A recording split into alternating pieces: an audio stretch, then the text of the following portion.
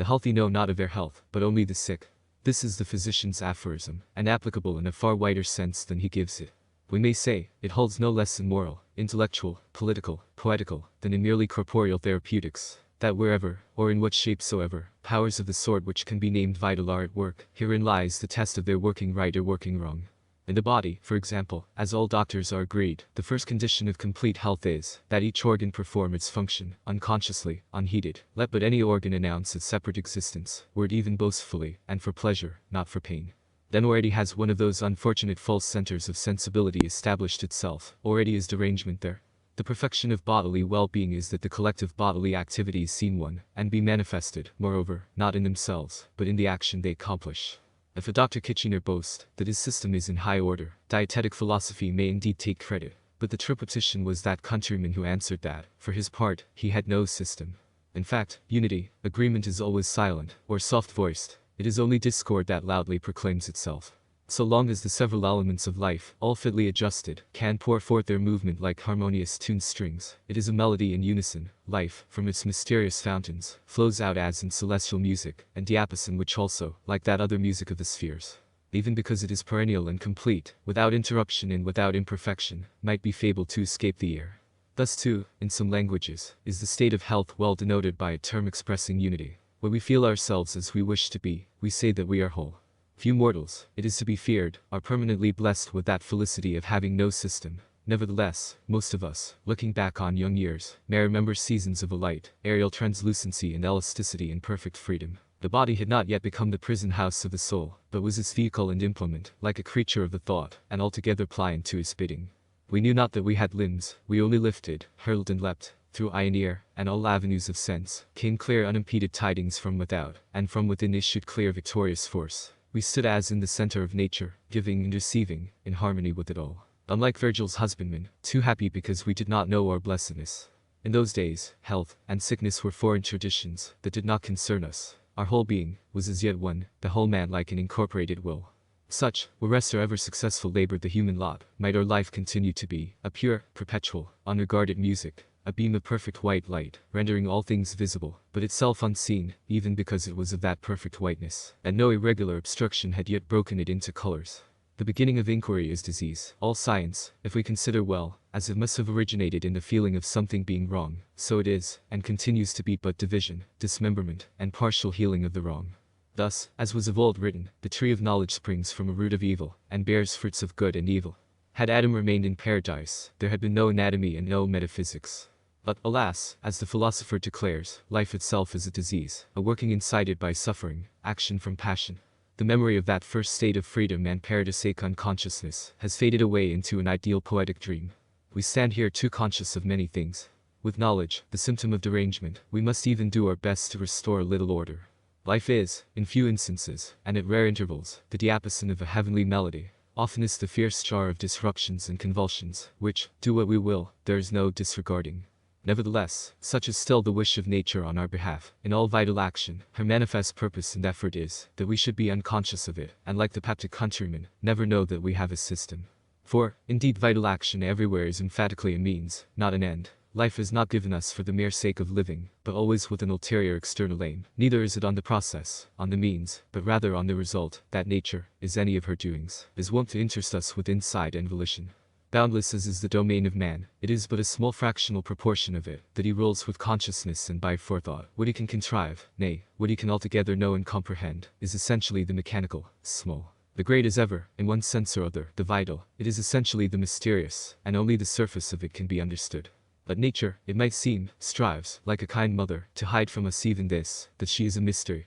She will have us rest on her beautiful and awful bosom, as if it were our secure home, on the bottomless boundless deep, whereon all human things fearfully and wonderfully swim. She will have us walk and build, as if the film which supported us there, which any scratch of a bare bodkin will rend asunder, any sputter of a pistol shot instantaneously burn up, were no film, but a solid rock foundation.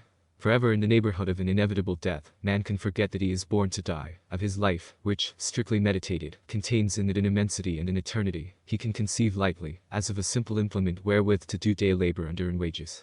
So cunningly does nature, the mother of all highest art, which only apes her from afar, body forth the finite from the infinite, and guide man safe on his wondrous path, not more by endowing him with vision, than, at the right place, with blindness. Under all her works, chiefly under her noblest work, life, lies a basis of darkness, which she benignantly conceals. And life too, the roots and inward circulations which stretch down fearfully to the regions of death and night, shall not hint of their existence. And only the fair stem with its leaves and flowers, shone on by the fair sun, shall disclose itself, and joyfully grow. However, without venturing into the abstruse, or too eagerly asking why and how, in things where our answer must needs prove, in great part, an echo of the question, let us be content to remark farther, in the merely historical way, how that aphorism of the bodily physician holds good in quite other departments. Of the soul, with her activities, we shall find it no less true than of the body. Nay, cried the spiritualists, is not that very division of the unity, man, into a dualism of soul and body, itself the symptom of disease? As, perhaps, you frightful theory of materialism, of his being but a body, and therefore, at least, once more unity, may be the paroxysm which was critical, and the beginning of cure. But omitting this, we observe, with confidence enough, that the truly strong mind, view it as intellect, as morality, or under any other aspect, is nowise the mind acquainted with its strength, that here as before the sign of health is unconsciousness. In our inward, as in our outward world, what is mechanical lies open to us, not what is dynamical and has vitality.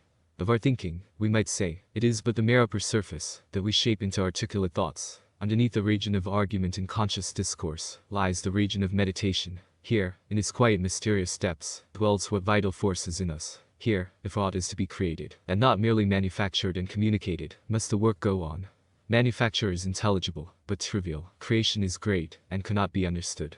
Thus if the debater and demonstrator, whom we may rank as the lowest of true thinkers, knows what he has done, and how he did it, the artist, whom we rank as the highest, knows not, must speak of inspiration, and in one or the other dialect, call his work the gift of a divinity. But on the whole, genius is ever a secret to itself. Of this old truth we have, on all sides, daily evidence. The Shakespeare takes no airs for writing Hamlet, and the Tempest understands, not that it is anything surprising. Milton, again, is more conscious of his faculty, which accordingly is an inferior one. On the other hand, what cackling and strutting must we not often hear and see, when, in some shape of academical prolusion, made in speech, review article, this or the other well-fledged goose has produced its goose egg, of quite measurable value, were it the pink of its whole kind, and wonders why all mortals do not wonder. Foolish enough, too, was the college tutor's surprise at Walter Shanney. How, though unread in Aristotle, he could nevertheless argue, and not knowing the name of any dialectic tool, handled them all to perfection. Is it the skillfulest anatomist that cuts the best figure at Sadler's Wells, or does the boxer hit better for knowing that he has a flexor longus and a flexor brevis? But indeed, as in the higher case of the poet, so here in that of the speaker and inquirer, the true force is an unconscious one. The healthy understanding, we should say, is not the logical, argumentative, but the intuitive, for the end of understanding is not to prove and find reasons, but to know and believe. Of logic, and its limits, and uses and abuses, there were much to be said and examined. One fact, however, which chiefly concerns us here, has long been familiar, that the man of logic and the man of insight, the reasoner and the discoverer, or even knower, are quite separable, indeed, for most part, quite separate characters. In practical matters, for example, has it not become almost proverbial that the man of logic cannot prosper? This is he whom business people call systematic and theorizer and wordmonger. His vital intellectual force lies dormant or extinct. His whole force is mechanical, conscious. Of such a one it is foreseen that, when once confronted with the infinite complexities of the real world, his little compact theorem of the world will be found wanting, that unless he can throw it overboard and become a new creature, he will necessarily founder.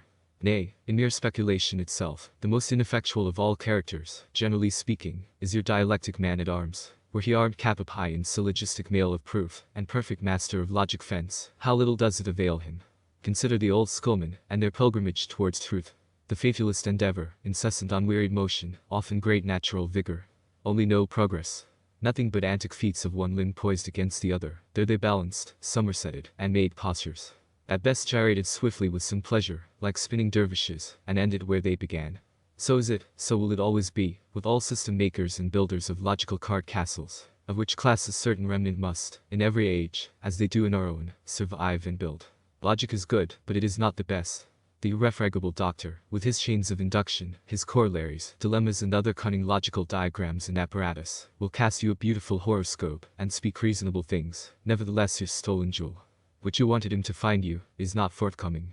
Often by some winged word, winged as the thunderbolt is, of a Luther, a Napoleon, a Goethe, shall we see the difficulty split asunder, and its secret laid bare. while the irrefragable, with all his logical tools, hews at it, and hovers round it, and finds it on all hands too hard for him. Again, in the difference between oratory and rhetoric, as indeed everywhere in that superiority of what is called the natural over the artificial, we find a similar illustration. The orator persuades and carries all with him, he knows not how. The rhetorician can prove that he ought to have persuaded and carried all with him. The one is in a state of healthy unconsciousness, as if he had no system, the other, in virtue of regimen and dietetic punctuality, feels at best that his system is in high order. So stands it, in short, with all the forms of intellect, whether is directed to the finding of truth, or to the fit imparting thereof, to poetry, to eloquence, to depth of insight, which is the basis of both these. Always the characteristic of right performance is a certain spontaneity, and unconsciousness. The healthy know not of their health, but only the sick. So that the old precept of the critic, as crabbed as it looked to his ambitious disciple, might contain in it a most fundamental truth, applicable to us all, and in much else than literature. Whenever you have written any sentence that looks particularly excellent, be sure to blot it out. In like manner, under milder phraseology, and with a meaning purposely much wider, a living thinker has taught us. Of the wrong we are always conscious, of the right never. But if such is the law with regard to speculation, and the intellectual power of man, much more is it with regard to conduct, and the power, manifested chiefly therein, which we name moral. Let not thy left hand know what thy right hand doeth, whisper not to thy own heart, how worthy is this action, for then it is already becoming worthless. The good man is he who works continually in well-doing, to whom well-doing is as his natural existence, awakening no astonishment, requiring no commentary, but there, like a thing of course, and as if it could not but be so. Self-contemplation, on the other hand, is infallibly the symptom of disease, be it or be it not the sign of cure. An unhealthy virtue is one that consumes itself to leanness in repenting and anxiety, or, still worse, that inflates itself into dropsical boastfulness and vainglory. Either way, there is a self-seeking, an unprofitable looking behind us to measure the way we have made, whereas the sole concern is to walk continually forward, and make more way. If in any sphere of man's life, then in the moral sphere, as the inmost and most vital of all, it is good, that there be wholeness, that there be unconsciousness, which is the evidence of this. Let the free reasonable will, which dwells in us, as in our Holy of Holies, be indeed free, and obeyed like a divinity, as is its right and its effort. The perfect obedience will be the silent one. Such perhaps were the sense of that maxim, enunciating, as is usual, but the half of a truth. To say that we have a clear conscience, is to utter solecism. Had we never sinned, we should have had no conscience. Were defeat unknown, neither would victory be celebrated by songs of triumph. This, true enough, is an ideal, impossible state of being, yet ever the goal towards which our actual state of being strives, which it is the more perfect the nearer it can approach. Nor, in our actual world, where labor must often prove ineffectual, and thus in all senses light alternate with darkness, and the nature of an ideal morality be much modified, is the case, thus far, materially different. It is a fact which escapes no one, that, generally speaking, whoso is acquainted with his worth has but a little stock to cultivate acquaintance with. Above all, the public acknowledgement of such acquaintance, indicating that it has reached quite an intimate footing, bodes ill. Already, to the popular judgment, he who talks much about virtue in the abstract, begins to be suspect. It is surely guessed that, where there is great preaching, there will be little alms-giving. Or again, on a wider scale, we can remark that ages of heroism are not ages of moral philosophy. Virtue, when it can be philosophized of, has become aware of itself, is sickly and beginning to decline.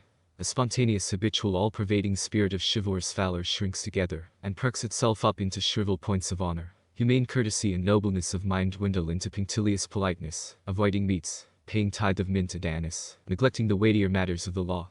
Goodness, which was a rule to itself, must now appeal to precept, and seek strength from sanctions. The free will no longer reigns unquestioned and by divine right, but like a mere earthly sovereign, by expediency, by rewards and punishments.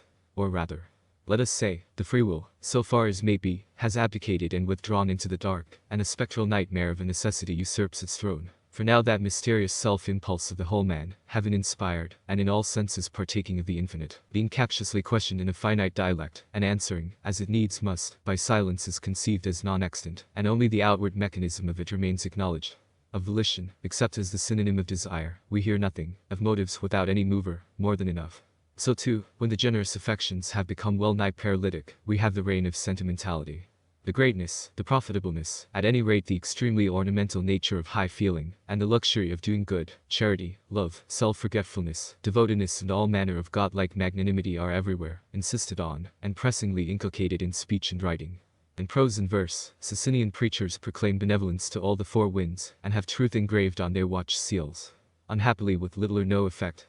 Were the limbs in right walking order, why so much demonstrating of motion? The barrenest of all mortals is the sentimentalist. Granting even that he were sincere, and did not wilfully deceive us, or without first deceiving himself, what good is in him? Does he not lie there as a perpetual lesson of despair, and type of bedrid valetudinarian impotence? This is emphatically a virtue that has become, through every fiber, conscious of itself. It is all sick, and feels as if it were made of glass, and durst not touch or be touched. In the shape of work, it can do nothing. At the utmost, by incessant nursing and coddling, keep itself alive. As the last stage of all, when virtue, properly so called, has ceased to be practiced, and become extinct, and a mere remembrance, we have the era of sophists, descanting of its existence, proving it, denying it, mechanically accounting for it as. Dissectors and demonstrators cannot operate till once the body be dead. Thus is true moral genius, like true intellectual, which indeed is but a lower phasis thereof, ever a seeker to itself. The healthy moral nature loves goodness, and without wonder wholly lives in it. The unhealthy makes love to it, and would fain get to live in it, or, finding such courtship fruitless, turns round, and not without contempt abandons it. These curious relations of the voluntary and conscious to the involuntary and unconscious, and the small proportion which, in all departments of our life, the former bears of the latter might lead us into deep questions of psychology and physiology. Such, however, belong not to our present object.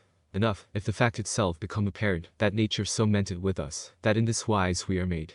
We may now say, that view man's individual existence under what aspect we will, under the highest spiritual, as under the merely animal aspect, everywhere the grand vital energy, while in its sound state, is an unseen and conscious one, or, in the words of our old aphorism, the healthy know not of their health, but only the sick.